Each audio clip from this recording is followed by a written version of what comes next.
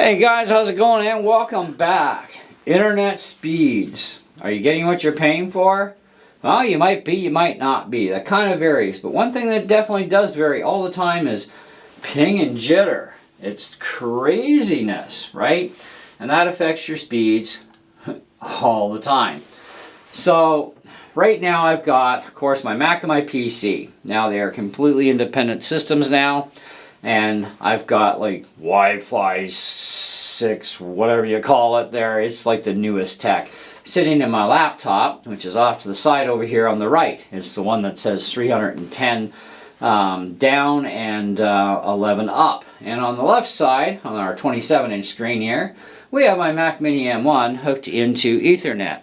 Both pulling from the same router. Okay, and I've got 240 down and I've got 10 up with 46 and 89 millisecond latencies.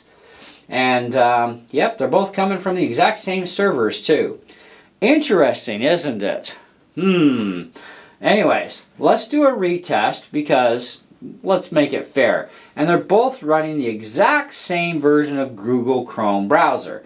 Mac and PC makes no difference. Chrome is Chrome. And that's all there is to it. Okay? So, let's do another test on the Mac here. And I share the same mouse and keyboard, so I'm just going to switch my mouse around so I can get access to these things. Okay, now we're going to wait until this test is done, then we'll reactivate the PC. So we got 66 and 75 milliseconds, or 75 milliseconds, 260 down.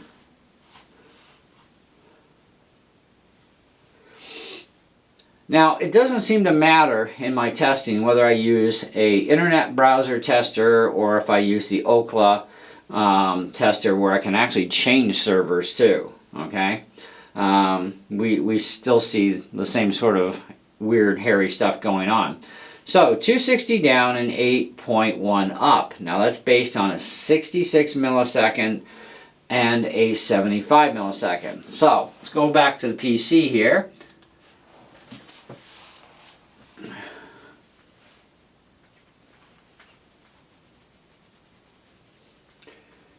Wow, that's much slower. That was with a 79 millisecond to 75. Wow.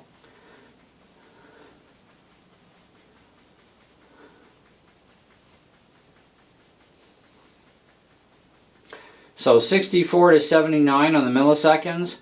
We have 160 down and we have 14 megabits per second up. Quite the change. That's like way faster on the up and way slower. Way slower on the down. So let's run this one again.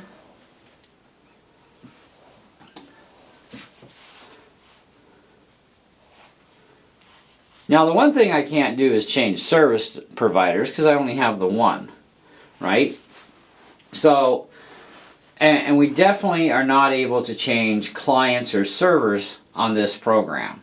That's another given.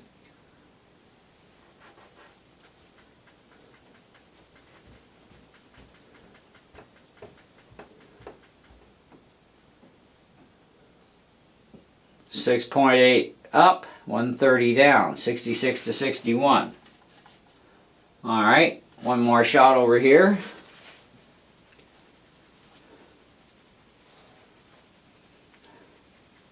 It's kind of neat how sometimes the Wi-Fi in my PC works better than the Ethernet in my Mac. It's kind of weird.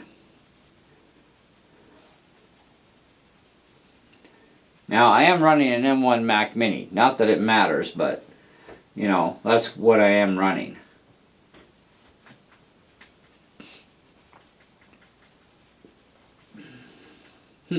Interesting results. Okay, so let's try a third-party app called Ookla. Now, this says University of Toronto, and of course the service provider is Starlink. So let's change the server to Beanfield Metro Connect. Now while that's going, we're going to fire up Okla on our PC here. And we'll set it the same server, which it's already on.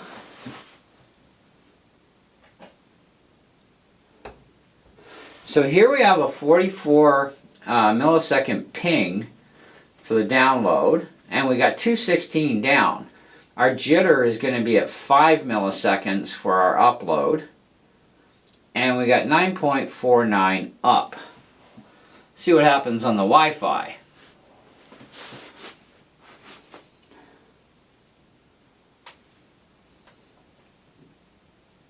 Some people ask, is the newest Wi-Fi faster than Ethernet?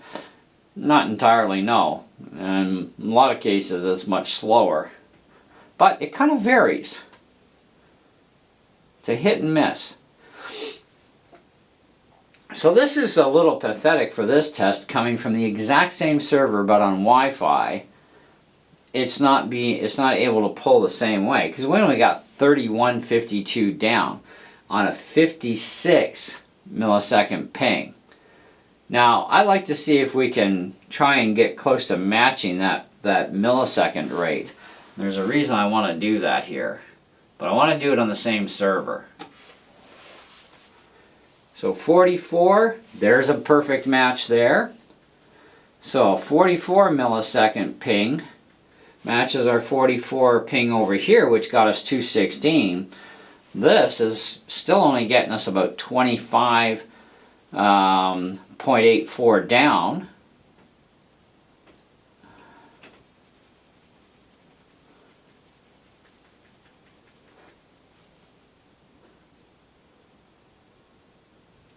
Now the one thing we don't see here is our jitter for our up. It doesn't actually do that on the PC side. I don't know why. Kind of interesting. But either way, we've got 11.5 up. So we got some pretty impressive upload in comparison to the Mac, but our download is definitely pretty pathetic. Okay, so let's switch to maybe a different server. Let's go Tech Savvy Toronto, and we'll fire that up. And we'll switch this to, we should be able to do the same with this. Yep. Tech Savvy Toronto. So we'll wait until this is done. So I'm definitely not going to say that Wi-Fi is ever going to be faster than Ethernet connection, because it is kind of a variable. You might get the odd fluke where your Wi-Fi card runs extremely fast, but other times, well, not so much. Beginning of the video, this thing did amazing, you know, on its first test, and it's like, wow, that's crazy. Right? Alright, so let's do a test over here.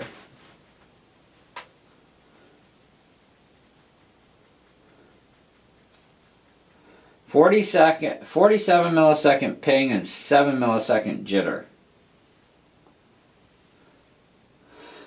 Now I will say this, Wi-Fi is definitely fast, or faster. Either way, the Ethernet is way faster than the Wi-Fi, okay? Wi-Fi is definitely going to be slower, but you may get the odd spike where, yeah, it's just got the right numbers and the right second of hitting that button, and kaboof, all of a sudden we got some really huge horsepower.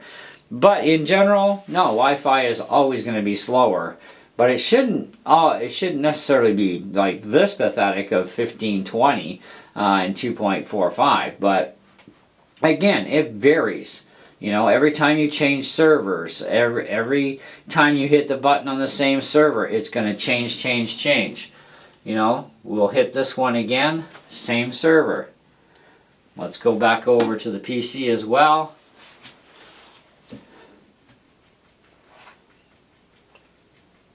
And see, now we got a 39 millisecond ping and a 7 millisecond jitter.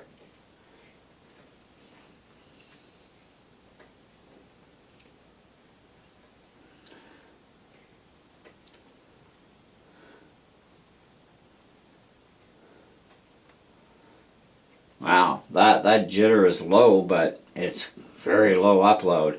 128 to 1.86. Final test over here on the PC. on Wi-Fi. 39 millisecond ping. Wow, that matched. We don't know what the jitter does. But we are definitely not seeing very good downloads here. Now, let me grab my Ethernet cable out of the back of my Mac.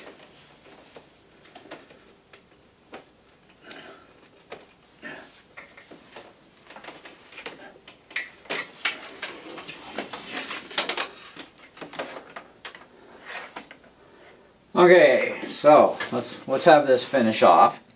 All right, so 2140 down. That's pretty nasty for Wi-Fi. Keep in mind too, I'm also in a closed off room with a lot of metal wires on guitars, and that sort of thing affects it. And the router's in the other room, which is about 20 feet from me. But I'm trying to go through walls too with Wi-Fi. I've never really had a best experience on Wi-Fi in here.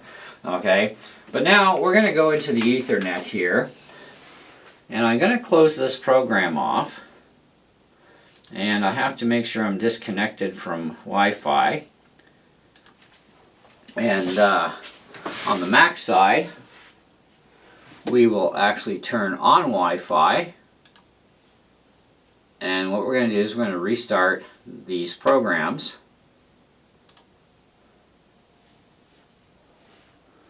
I'm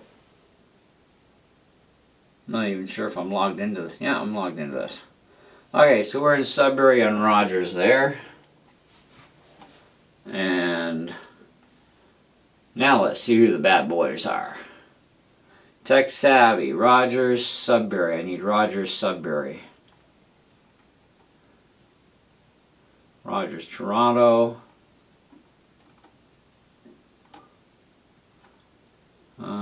Markham, Mississauga. I'm not sure if I have Sudbury on this one. Well, you know what? Let's try Vaughan, Ontario for Rogers there. Let's see if we have it here as well. Oh, we definitely have Aurelia.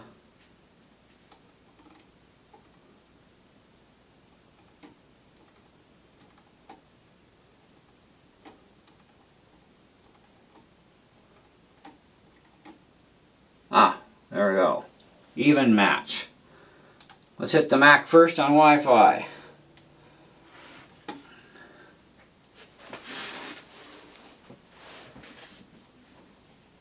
Wow, Mac's doing really good on the Wi-Fi side. 73 and 9. Again, the PC doesn't tell us the jitter for the upload, but we'll have to deal. The Mac is definitely doing better for the Wi-Fi compared to the PC on Wi-Fi. Okay, that's alright. PC time, Ethernet, gigabit.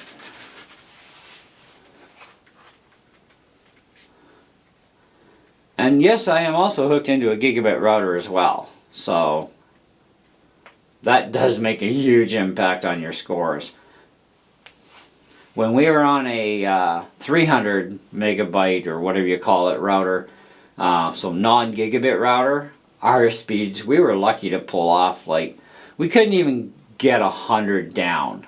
But when we went to the gigabit router, that made a massive impact on download and upload speeds, which is another piece of equipment you need. If you are paying for a very high-speed package and you want to get those high speeds, you also are going to need a gigabit router. Okay, so we got 48 millisecond at 209 down. So we actually got a really high ping, but we got a high download rate, where here we got a lower ping and a lower download rate. But mind you, we're also now backwards, right? So let's retest the PC one more time, and then we'll get back up to the Mac for one last round.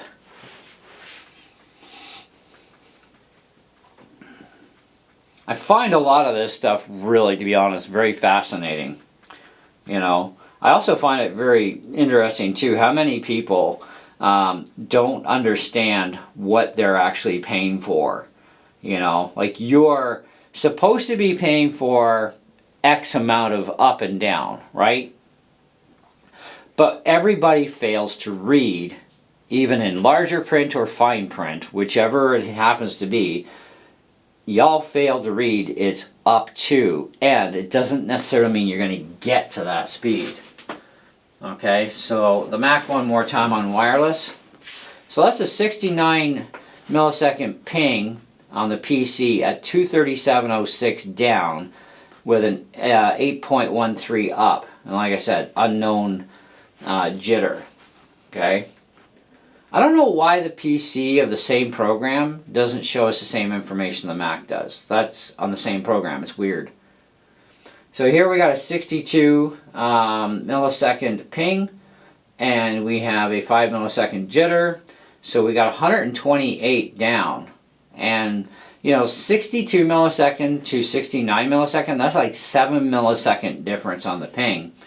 And yet our speed, we're seeing like 128 down on the Mac and 237 on the PC. But we're also Wi-Fi versus Ethernet again, you know. So the good moral of the story here is pretty simple, okay? You can't necessarily rely on these test programs to speak to you in written in stone, because it doesn't work that way, okay?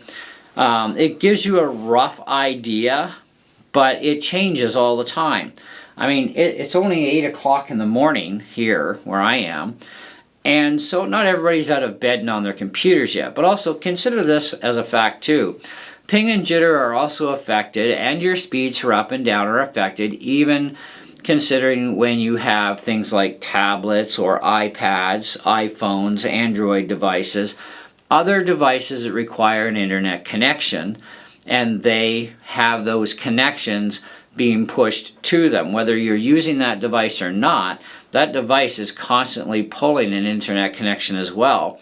And that also varies from second to second or millisecond to millisecond how your other devices, because like even us, you know, we each have our own phone, we each have our own iPads, and my iPad is currently turned off, and I'm not sure about hers, but you know, she's also got her computer turned on, and she's on Wi-Fi, she's not on the Ethernet, but that doesn't matter. She's pulling, I'm pulling, you know, at the same time. Our TV has a Roku on it, as well as Ethernet to the back of the TV, so we have two separate systems.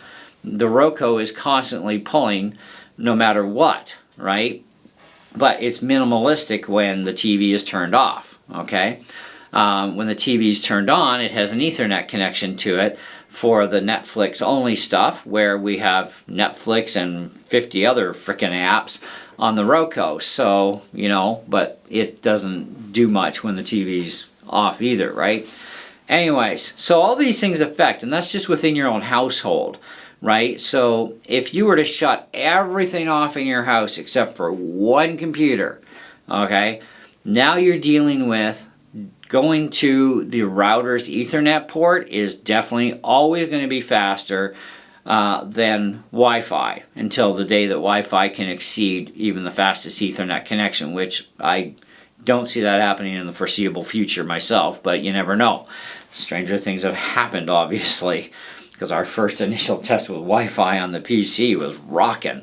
That's an anomaly I can't explain, but it didn't do very well after that, did it? So, you know, just be aware of these things, that if you're disappointed with your server that you're dealing with, okay, maybe you should check your package you paid for to start with.